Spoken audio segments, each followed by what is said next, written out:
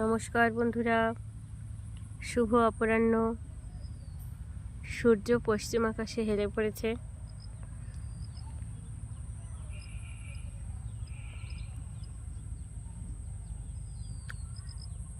আকাশে মেঘ দেখতে পাচ্ছি। ঝড় বৃষ্টি হবে কিনা এখনো বলা যাচ্ছে না। তো সূর্য ঘোলাটে মেঘের আড়ালে রয়েছে। নিচের দিকে গাঢ় মেঘ এবং উপরে হালকা মেঘ দেখতে পাচ্ছি।